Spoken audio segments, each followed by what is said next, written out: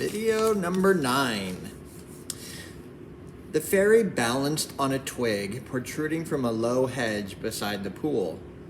Arms extended to either side, she walked along the tiny limb, adjusting as it wobbled. The further out she got, the less stable she became. The miniature beauty queen had platinum hair, a silver dress, and glittering, translucent wings.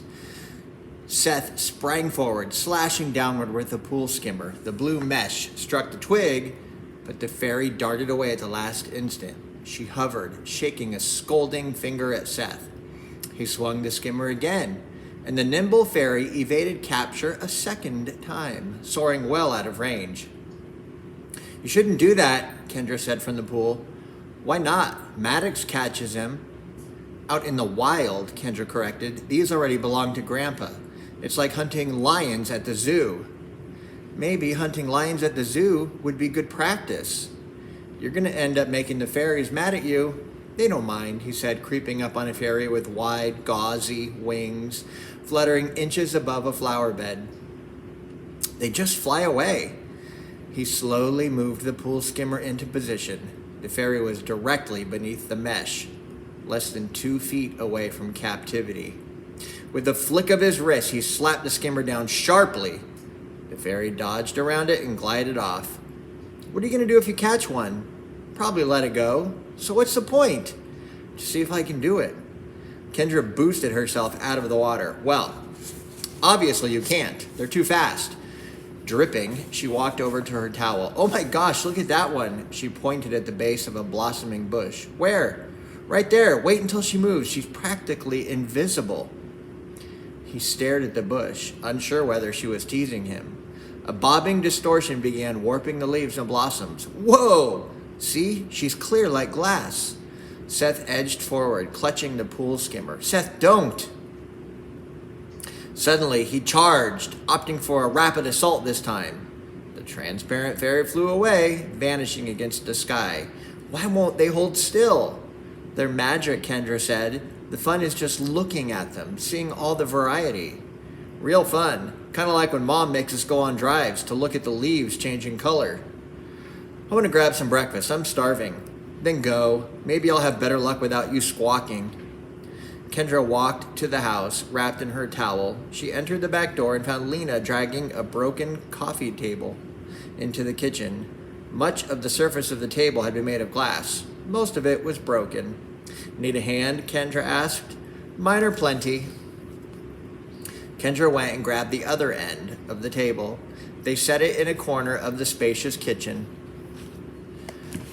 Other broken objects rested here as well, including the jagged fragments of the ceramic pot Kendra had noticed earlier. "Why pile everything here?" "This is where the brownies come." "Brownies?" "Come look." Lena led Kendra to the basement door, pointing out a second little door at the base, about the size a cat would use.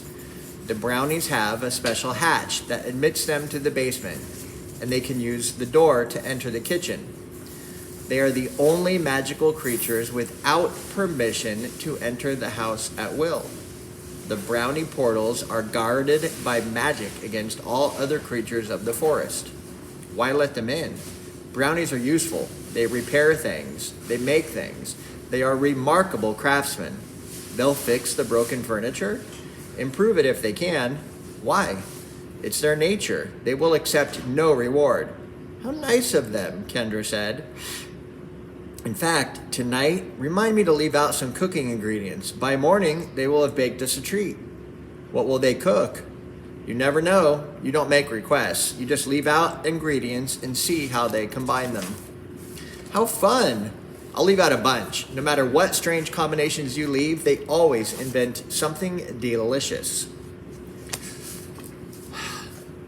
"There is so much I don't know about Fablehaven," Kendra declared. "How big is it?" "The preserve stretches for many miles in some directions, much bigger than you would suppose." "And there are creatures throughout?" "Through most of it," Lena said.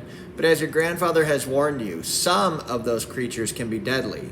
There are many places on the property where even he does not dare venture." "I want to know more, all the details." Be patient, let it unfold. She turned to the refrigerator and changed the subject. You must be hungry. A little. I'll whip up some eggs. Will Seth want some? Probably. Kendra said, leaning against the counter. I've been wondering, is everything from mythology true? Explain what you mean. I've seen fairies and evidence of satyrs. Is it all real? No mythology or religion that... No, let me start that over. No mythology or religion that I know of holds all the answers. Most religions are based on truths, but they are also polluted by the philosophies and imaginations of men. I take it your question refers to Greek mythology. Is there a pantheon of petty gods who constantly bicker and interfere in the lives of mortals? I know of no such beings. Are there some true elements of those ancient stories and beliefs? Obviously. You're talking to a former naiad. Scrambled? What? The eggs. Sure. Lena began cracking eggs into a pan. Many of the beings who dwell here existed gracefully when primitive man foraged in ragged tribes.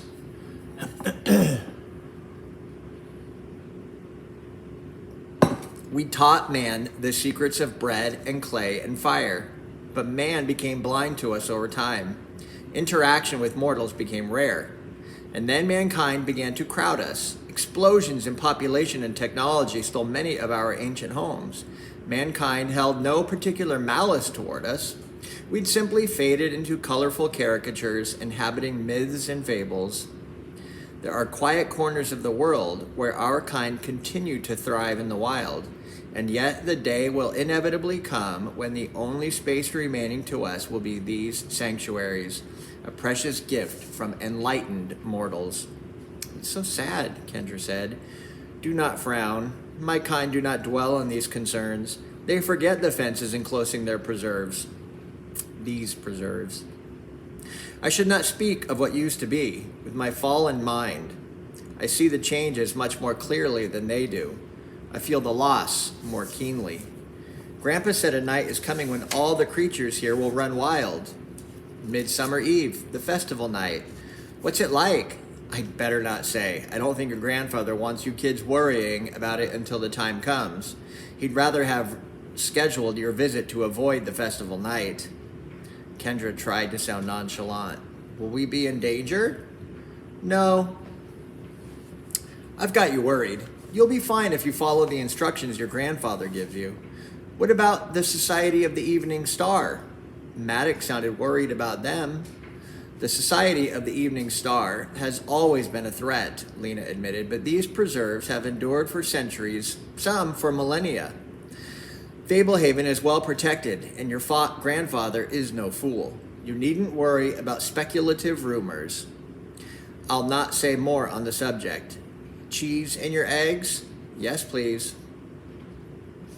With Kendra gone, Seth got out the equipment he had bundled in his towel, including his emergency kit and the jar he had smuggled from the pantry. The jar was now empty, washed clean in the bathroom sink. Taking out his pocket knife, Seth used the awl, A-W-L, interesting word, the awl, to punch holes in the lid. Unscrewing the top, he gathered bits of grass, flower, petal, a twig, and a pebble, and placed them in the jar. Then he wandered across the garden from the pool, leaving the skimmer behind. If skill failed, he would resort to cunning. He found a good spot, not far from a fountain, then took a small mirror from his cereal box and placed it in the jar. Setting the jar on a stone bench, he settled in the grass nearby, lid in hand. It did not take the fairies long. Several flitted around the fountain. A few drifted over, lazily orbiting the jar. After a couple of minutes, a small one with wings like a bee landed on the edge of the jar, staring into it. Apparently satisfied, she dropped inside and began admiring herself in the mirror. Soon she was joined by another, and another. Seth moved closer, slowly closer, until he was within reach of the jar. All the fairies exited it. He waited. Some flew off. A new one came. One entered the jar, followed quickly by two more. Seth pounced, slapping the lid onto the jar. The fairies were so quick. He expected to catch all three, but two whizzed out just before the lid covered the opening. The remaining fairy pushed against the lid with surprising force. He screwed it shut. The fairy inside stood no taller than his little finger. She had fiery red hair and iridescent dragonfly wings. The incensed fairy pounded her tiny fist noiselessly against the wall of the jar. All around him, Seth heard the tinkling of miniature bells. The other fairies were pointing and laughing. The fairy in the jar beat against the glass even harder, but to no avail. Seth had captured his prize. Grandpa dipped the wand into the bottle and raised it to his lips. As he blew gently, several bubbles streamed from the plastic circle.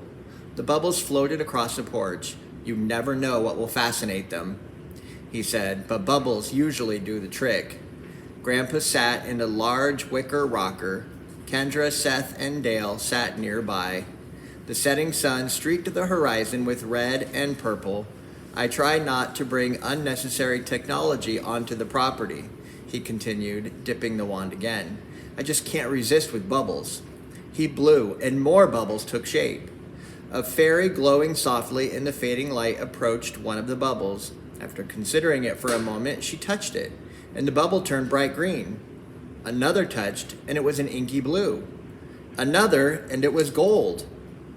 Grandpa kept the bubbles coming, and more fairies came to the porch. Soon, all the bubbles were changing colors. The hues became more luminous as the fairies competed against one another. Bubbles ruptured with flashes of light. One fairy gathered bubbles until she'd assembled a bouquet that resembled a bunch of multicolored grapes. Another fairy entered a bubble and inflated it from the inside until it tripled inside and burst with a violet flash. A bubble near Kendra appeared to be full of winking fireflies. One near Grandpa turned to ice, fell to the porch, and shattered. The fairies flocked near Grandpa, eager for the next bubbles.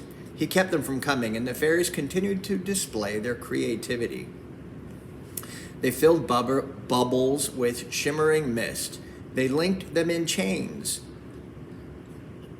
They transformed them into balls of fire. The surface of one reflected like a mirror.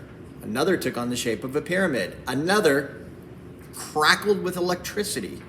When Grandpa put the bubble solution away, the fairies gradually dispersed. The dwindling sunset was almost gone. A few fairies played among the chimes, making soft music.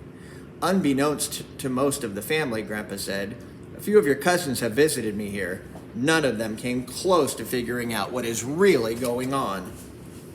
Didn't you give them clues? Kendra asked. No more or less than I gave you. They were not of the proper mindset. Was it Erin? Seth asked. She's a goober. You be kind, Grandpa scolded. What I want to say is that I admire how you children have taken all this in stride. You've adapted impressively to this unusual place. Lena said we could have a party with goat people, Seth said. I wouldn't hold my breath if I were you. Why was she talking about satyrs? We found hoof prints in the kitchen, Kendra said. Things got a bit out of hand last night, Grandpa admitted. Trust me, Seth. Consorting with satyrs is the last thing a boy of your age needs. Then why did you do it? Seth asked. A visit from a fairy broker is a significant event and carries certain expectations. I'll concede that the merriment borders on foolishness. Can I try blowing bubbles? Seth asked.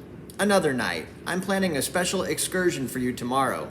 In the afternoon, I need to visit the granary, and I mean to take you with me. Let you see more of the property. Will we get to see something besides fairies? Seth asked. Probably. I'm glad, Kendra said. I want to see everything you're willing to show us. All in due time, my dear. From her breathing, Seth was pretty sure Kendra was asleep. He sat up slowly. She did not move. He coughed weakly. She did not twitch. He eased out of bed and crossed the attic floor to his dresser. Quietly, he opened the third drawer down. There she was. There she is. Twig Grass, pebble, flower petals, mirror and all. In the dark, her inherent glimmer illuminated the entire drawer.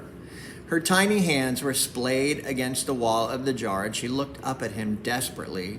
She chirped something in a twittering language, motioning for him to open the lid. Seth glanced over his shoulder. Kendra had not budged.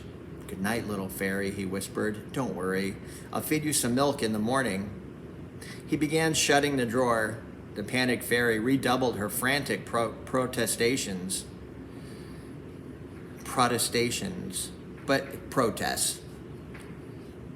It looked like she was about to cry, which made Seth pause. Maybe he would let her go tomorrow. "It's okay, little fairy," he said gently. "Go to sleep. I'll see you in the morning." I think it's protestations. I'm going to look that one up. She clasped her hands together and shook them in a pleading motion, begging with her eyes. She was so pretty. That fiery red hair against her creamy skin. The perfect pet. Way better than a hen. What chicken could set bubbles on fire?